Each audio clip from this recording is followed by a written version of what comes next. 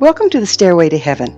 We're coming to you through the X-Zone TV channel to bring insights to the ever-changing high-frequency currents now bathing the planet and affecting us all. The source of vital information for the evolving human being.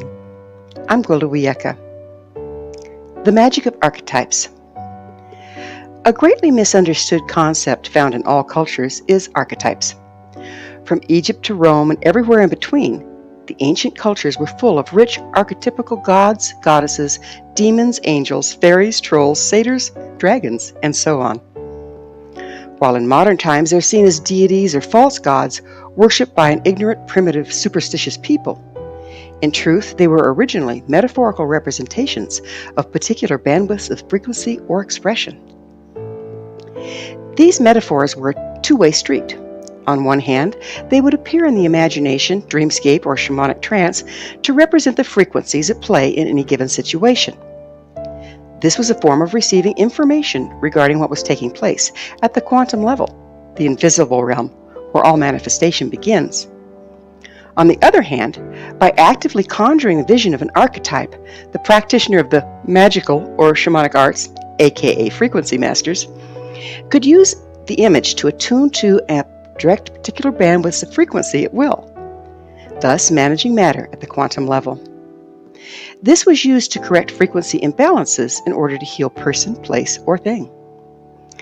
Now I realize I just said a mouthful, so let's break it down a bit.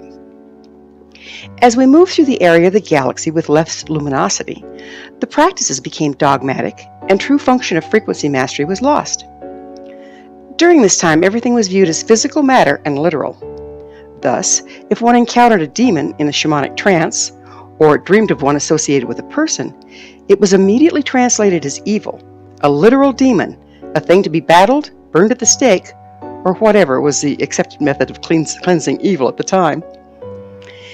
As we began entering an area of greater light, we recognized the folly of that approach and assumed the archetypes were simply superstition or stories told to children to get them to behave.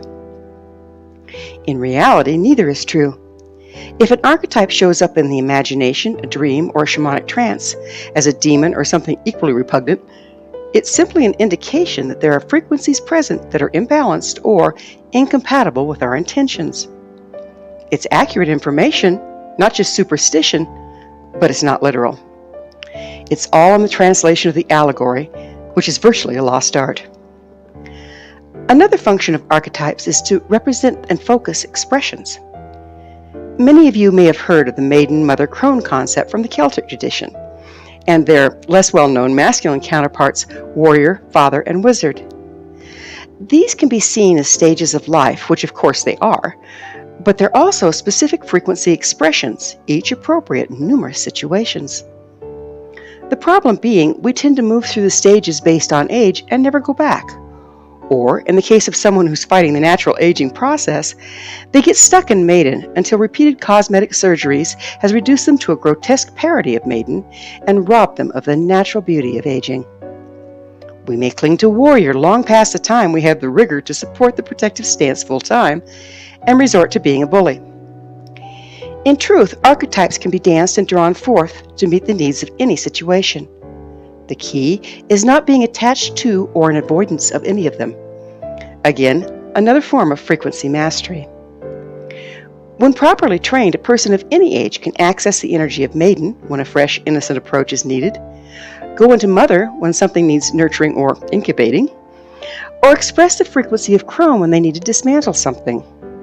The same is true of warrior, father, and wizard. A person of any age can protect like a warrior, provide like a father, or create like a wizard, dependent upon the frequency that best serves the situation at hand. Furthermore, all expressions can be used by any gender as well as any age. All archetypes are metaphors representing a frequency expression and can be wielded to manage matter at the quantum level or interpreted to give information about what's taking place there. This is the basis behind each and every archetype from all cultures. What a rich resource we have in the palm of our hand should we take the time to understand them and gain the personal mobility required to embrace them all. To do so requires much personal processing and introspection, as we need to find where we fear or judge against any expression and clear it in order to embrace the frequency. However, Therein true magic lies. Each of us can become frequency masters and co-create the world we've dreamt of. So, which will it be? A dragon master or the one that hides from dragons? It's a personal choice each of us must make on the Stairway to Heaven.